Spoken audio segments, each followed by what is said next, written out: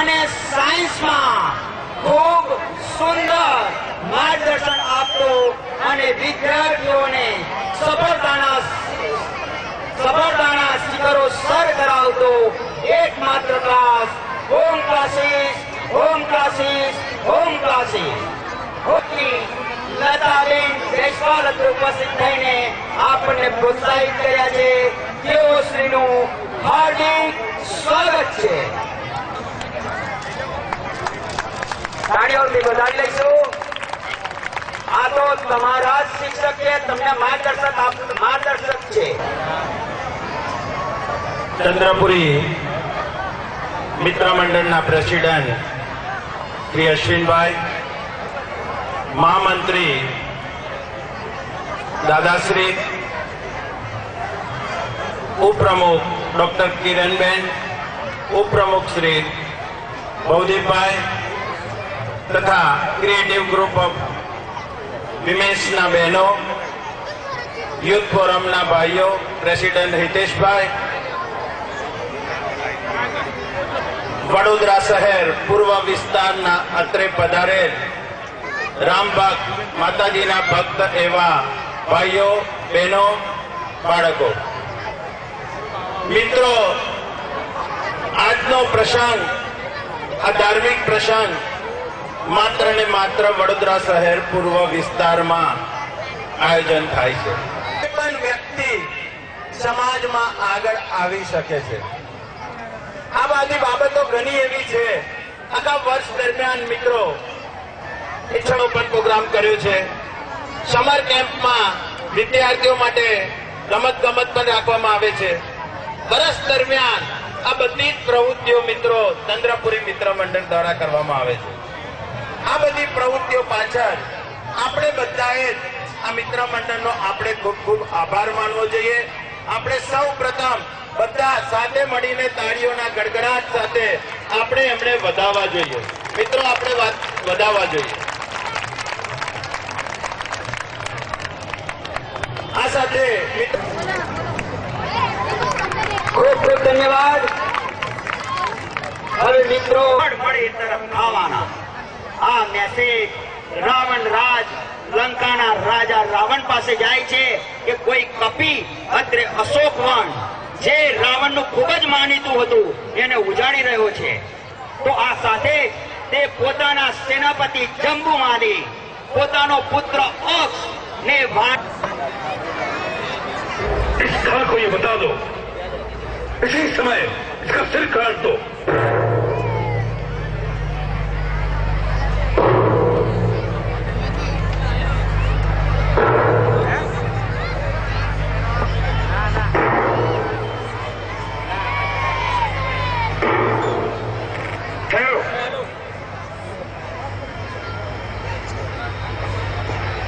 राक्षस राज, क्षमा कीजिए.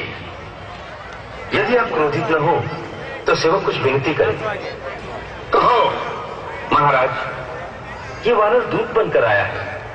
इस वानर का वध करना धर्म के विरुद्ध है और लोकाचार की दृष्टि से भी निंदित है. आप तो राजधर्म के विशेषज्ञ हैं. आप जैसे वीर के लिए ये कदापि उचित नहीं.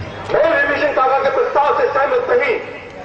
मैं तो इसे दूध भी नहीं मानता, क्योंकि इसने दूध जैसा आचरण नहीं किया. आपने शत्रु की भांति हमारे सैनिकों का वध किया. इसने एक भूखजल की भांति आचरण किया है. हाथ में आए हुए शत्रु या उसके गुप्तचर को छोड़ देना बुद्धिमानी नहीं है महाराज. बाद में पछताना पड़ता है. मैं इसे मृत्यु दंड देने का अनुमोदन करता हूं.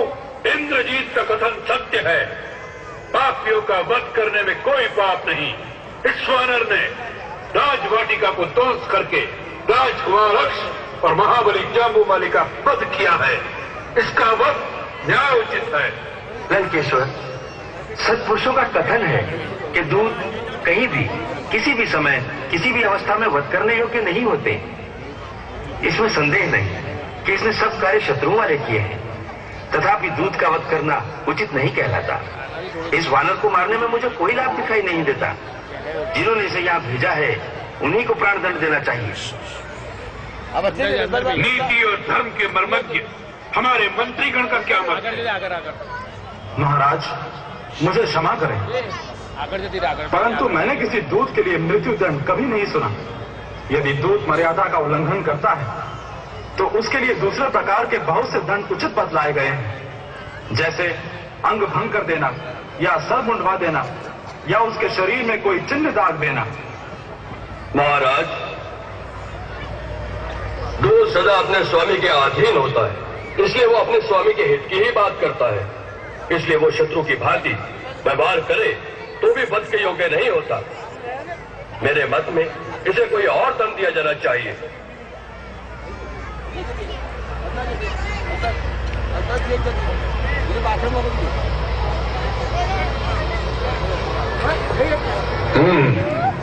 हम आप सबके मत को स्वीकार करते हैं, परंतु इस दुष्ट वानर को कोई न कोई दंड देना आवश्यक है।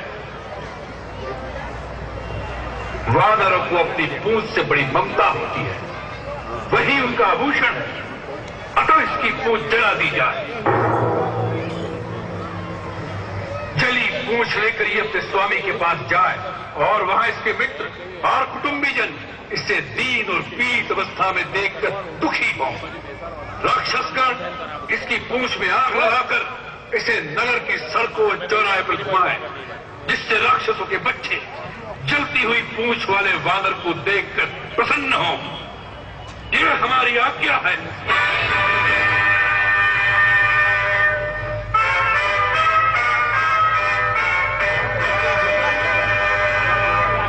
काका विभीषण की हम सबसे अलग थलग गतिविधि देखते हुए हमें तो संदेह होता है कि काका अपने हैं अथवा पराए। इंद्रजीत, विश्वकर्मा को आदेश दो, लंकापुरी में जो क्षति हुई है, अग्नि की लपटों से जो हानि हुई है, उसे तुरंत पहले के समान कर दें। इस कार्य में एक पल का विलंब नहीं होना चाहिए। जो आज्ञा पिताश्री। आए गए वानर हनुमान के वध का विचार भी विभीषण की राय ना होने के कारण हमने त्याग दिया।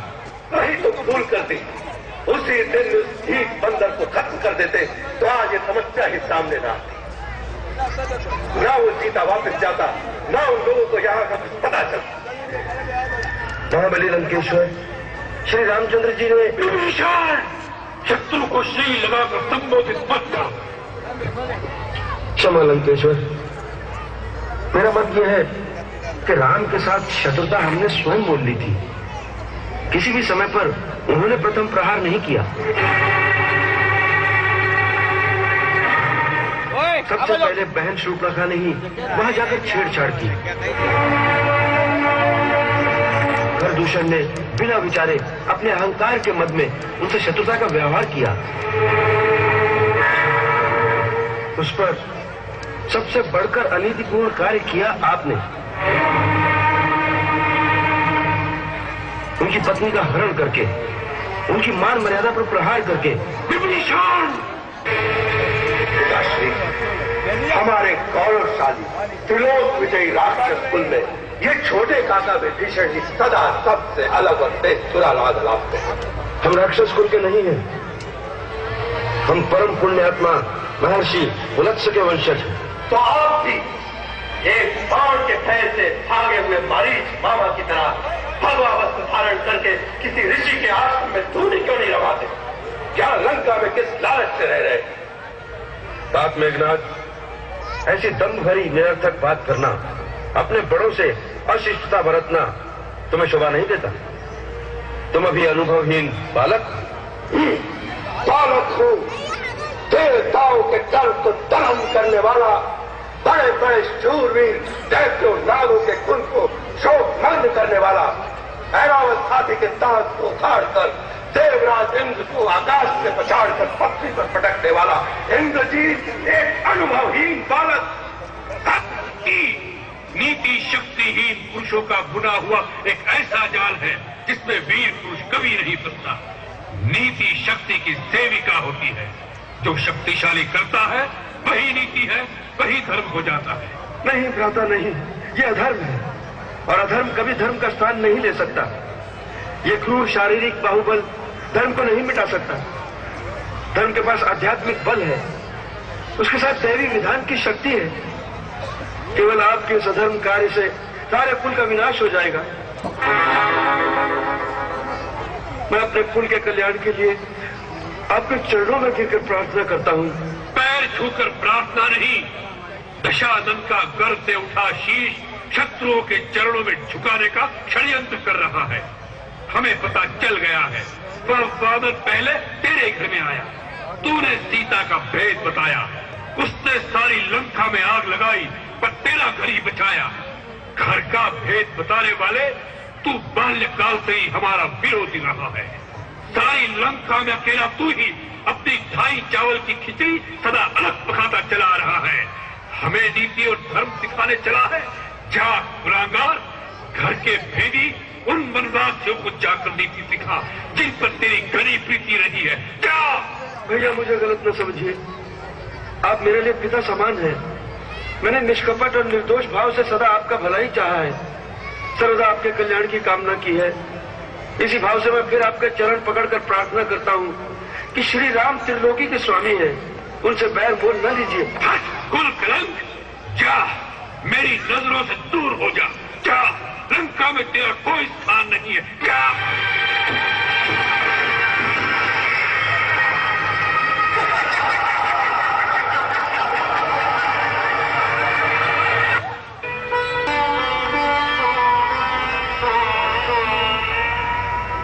हे लंकापति, हर प्राणी का ये प्रथम धर्म है कि जब तक संसार में जिए स्वाभिमान के साथ जिए, क्योंकि स्वाभिमान के बिना जीने को जीना नहीं कहते, उसे तो मर जाना उत्तम है।